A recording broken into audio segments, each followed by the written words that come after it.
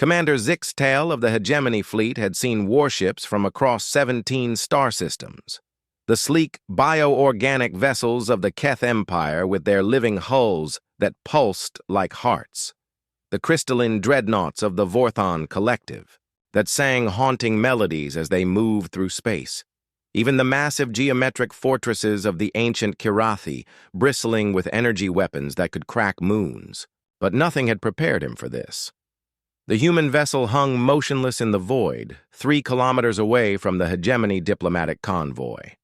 At first glance, it seemed almost primitive, a crude assemblage of gray metal and angular surfaces that looked more like an industrial facility than a warship. No elegant curves, no artistic flourishes, no signs of the aesthetic sensibilities that marked truly advanced civilizations. "Scans complete, Commander," reported his sensor officer, Veltar, her 4 eyes blinking in sequence as she studied her displays. The vessel measures 1.2 kilometers in length. Hull composition appears to be some form of reinforced metallic alloy. Energy signatures are unusual. Zixtal's mandibles clicked thoughtfully.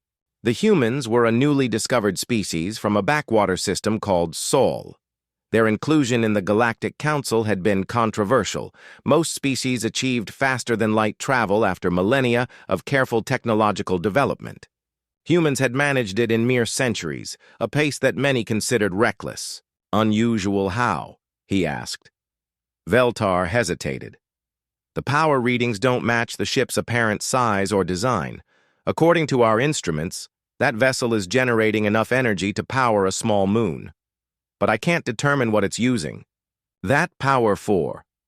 The communication officer, a young Thek named Rismar, looked up from his console with confusion written across his scaled features.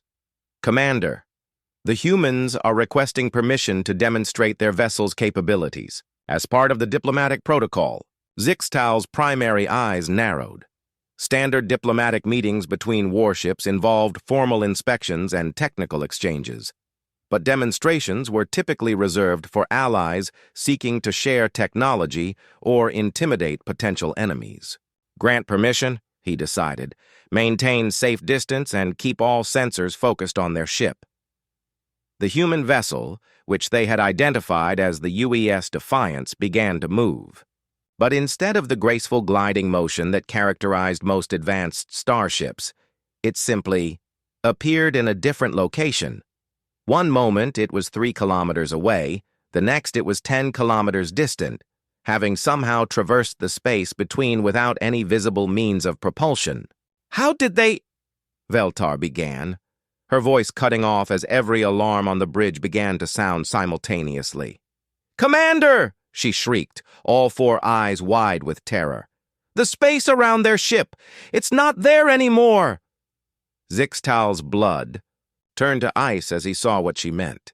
Where the human warship now floated, reality itself seemed to bend and twist. Stars were visible through areas where the ship's hull should have blocked them, but they were wrong, shifted in spectrum, distorted in shape, as if space-time itself was being folded like origami.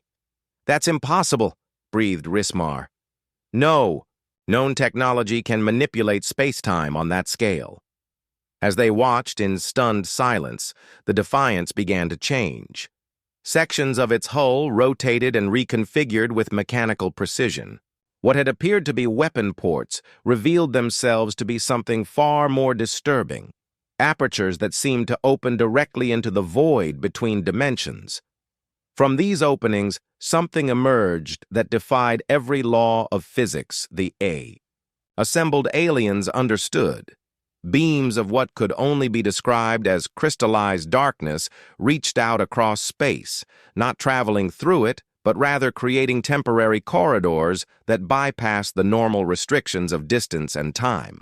But it was what happened next that truly broke their understanding of warfare. The humans fired their weapons, not at any target, but at empty space itself. And where those impossible energies struck, reality cracked like glass. Through those fractures, they glimpsed something that made every sentient being on the bridge fall silent with primal terror. other universes, countless realities where the laws of physics operated differently, where matter behaved according to alien principles, where concepts like causality and time were merely suggestions. And in those glimpses, they saw more human ships, thousands of them, each more impossibly advanced than the last. "Dear gods," whispered Zixtal, his proud military bearing crumbling as the implications hit him. "They're not just traveling through space. They're traveling between realities." The demonstration lasted only minutes, but when it ended, the assembled diplomats found themselves fundamentally changed. The humans had revealed that what they considered their standard warship was equipped with technology that treated the basic structure of existence as a navigable medium. Captain Sarah Chen's voice crackled through the communication system, carrying the casual tone of someone discussing the weather. "Hope that answered any questions about human defensive capabilities.